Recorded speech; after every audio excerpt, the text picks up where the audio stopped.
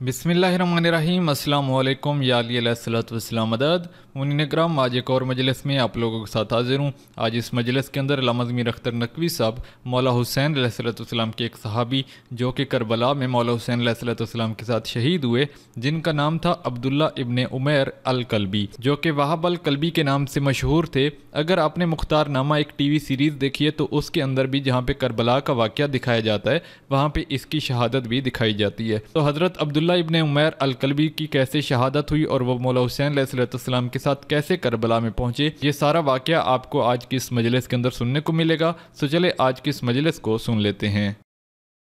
Subscribe to my channel and hit the bell icon so you never miss any video from my channel. मैं तो इस तलवार की बहुत तारीफ करता हूँ।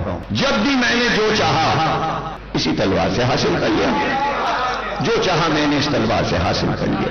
इसका नाम है अब्दुल्ला इब्ने उमैर कलबी और ये कूफे के कबीले का सरदार है।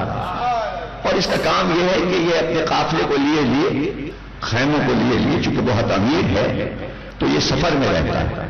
और इसका काम यह है कि जब कई कबीलों में लड़ाई होती है, कहीं जमीनों का झगड़ा है, कहीं किसी चीज का झगड़ा है, कहीं मवेशियों का झगड़ा है, तो इसको बुलाया जाता है, फैसला करो। एक फैसला कर देता है तो दोनों कबीले इसे नजराना दे देते हैं कि आपने हमारे मसले को हल कर दिया। ये अमीर होता चला जा रहा है। क्यों? इसके फैसले तो सब क्यों मान लेते हैं? इसलिए कि हर मुद्दई की नजर उसकी तलवार पे होती है। तलवार चलती नहीं लेकिन तलवार काम दिखाती है, इसलिए वो तलवार से मोहब्बत करता है और उसे अजीज रखता है और हर वक्त नियाम से बाहर रखता है। तो सब लोग हंसे, कहा कि अच्छा सरदार, आपने तलवार से हर चीज हासिल कर ली। कहा जो चाहा। कहा लेकिन सरदार एक चीज ऐसी है कि तलवार से नहीं हासिल की जा सकती। कहा भाई वो क्या है? वो क्या चीज है? कहा सरदार, जन्नत तो तलवार से नहीं हासिल की जा सकती। कुछ देर उसने सोचा और सोचने के बाद उसने तलवार को उठा के जानू पे रखा। कहा देखना, जन्नत भी इसी तलवार की। वो सोच मैं जन्नत भी इसी तलवार से लूं। बस ये कहा था कि खादिम आया तो दरवाजे पर एक खूबसूरत शहजादा खड़ा है। का कौन है? अब जो जाके ज़ियारत की तो देखता रह गया। का खानदान रिसालत से आप मालूम होते हैं। कहा मैं हुसैन का बेटा अली अकबर हूं। क्या हुक्म है? का हुसैन सामने से जा रहा है, तुम्हारे खैमों को देखा है और सिर्फ ये कहा था खैमे में जो हो उसको बुला रहा है। हम तुम्हारा नाम नहीं जानते लेकिन हुक्म है आका का, इसलिए हम बुलाने आए। खैमे में आए, बीवी से कहा कि इधर से हुसैन गुजर रहे, वो हमें बुला रहे, पता नहीं क्यों बुला रहे। जाके देखती हैं और हमारी क्या जरूरत हुसैन को पड़ गई, हम उनके लिए क्या कर सकते हैं। लेकिन उन्होंने बुलाया, उनका बुलाना हमारे सराखों पे, और शहजादा बुलाने आया, हुसैन का बेटा आया। जोजा ने कहा जाओ देख कर आओ कि हुसैन क्या कहते हैं। चला हजरत अली अकबर के साथ, कुछ दूर बढ़ा था तो कुछ हमारियां नजर आई। का शहजादी, ये हमारियां कैसी? कहां? हमारी फुफियां भी साथ हैं, हमारी बहनें भी साथ हैं। अब्दुल्ला इब्ने उमैर ने कहा क्यों, काफिले में क्या अब्बास अजी नहीं आए? अली अकबर ने कहा आए हैं। का अब्बास अजी आए, उसके बावजूद ये क्या हुआ? कौन सी ऐसी मुसीबत की घड़ी है कि सैदानियों को घर से निकलना पड़ा और हमारी में सैदानी है? तो बस शहजादे, मैं अब आगे नहीं बढ़ूंगा, नबी के घर की बीवियां हैं इसलिए मैं यहीं रुकता हूं। आका से कहिए कि इधर आके बात करें, मेरे लिए हद अदब है कि मैं इस हद में दाखिल हो जाऊं कि जहां बीवियों के नाते खड़े हुए हैं। अली अकबर ने जाकर कहा, ये वो ये कहता है। हुसैन मुस्कुराते हुए आए, चेहरे को देखा, आपने हमें याद किया। कहां? अब्दुल्ला इब्ने उमैर, बस इसलिए बुलाया है, आ जाओ हमारे साथ, आ जाओ हमारे साथ।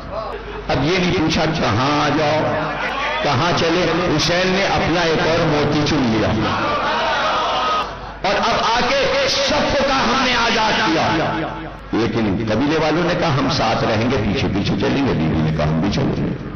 हुसैन के साथ اپنے آپ کو منسلک کر لیا اور آگے بڑھتے رہے یہاں تک کہ عاشور کا دن آ گیا. جب حضرت مسلم کے بیٹے شہید ہو گئے تو اس کے بعد یہ آگے بڑھے. اور بعض کہتے ہیں حر کی شہادت کے بعد یہ آگے بڑھے اور کہا ہمیں اجازت دیجیے. اور اس وقت ابن زیاد کے دو حبشی غلام جو بہت ہی ظالم اور جابر تھے, بہت سردل تھے, ایک کا نام سالم تھا, ایک کا نام یسار تھا.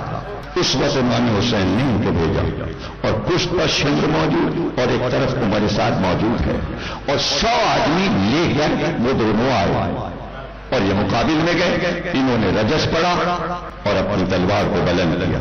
تلوار کو بلند کیا اور بلند کرنے کے بعد قبیلے والوں کی طرف مڑے اور کہا بھائی یاد رکھنا میں نے اسی تلوار سے جنت لے لی,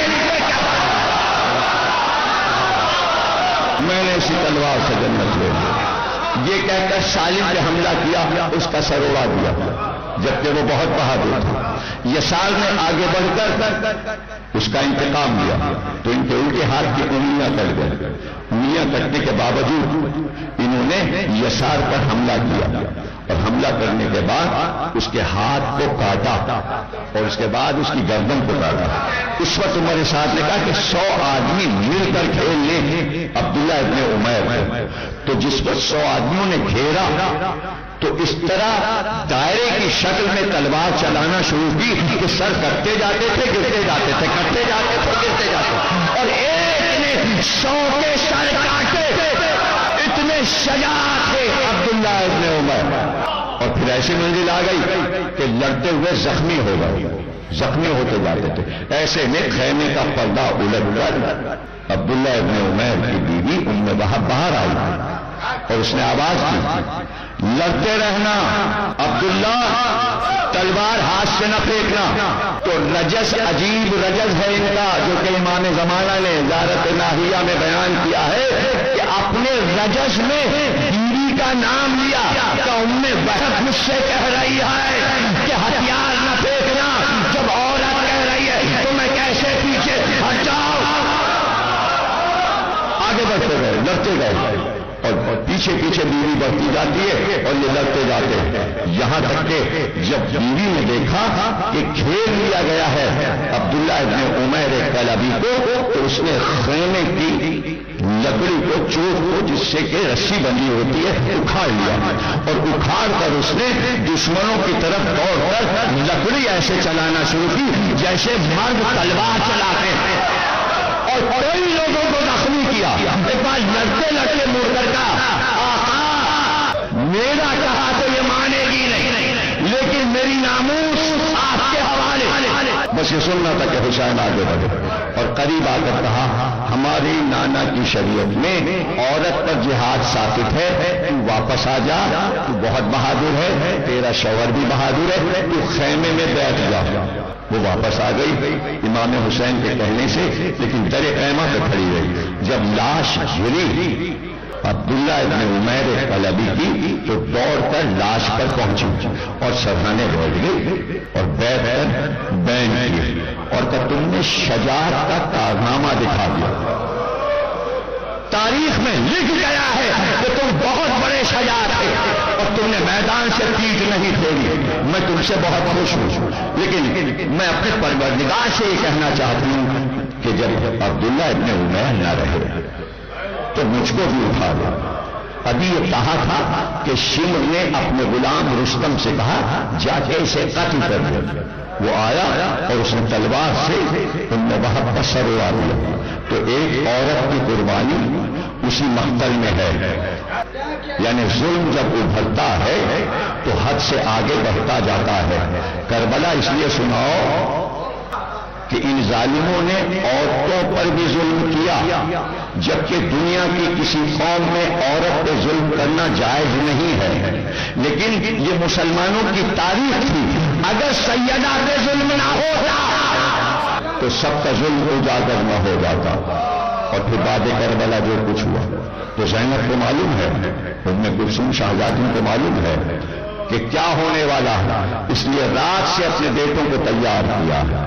شہزادی ام کلثوم نے اپنے بیٹے قاسم بن اون کو بلایا کہ بیٹا کل قیامت کا دن ہے اور مجھے معلوم ہے کہ ابھی چند مہینے پہلے تمہاری شادی ہوئی ہے، تم دولہا بنے ہو مدینے میں اور تمہاری شادی ذی الحج میں ہوئی ہے، لیکن میں چاہتی ہوں کہ یہ مہندی جو ہاتھ میں لگی ہے اور یہ جو خوشبو نوشا کی تمہارے پاس سے آ رہی ہے، یہ سب کچھ نظر حسین ہو جائے۔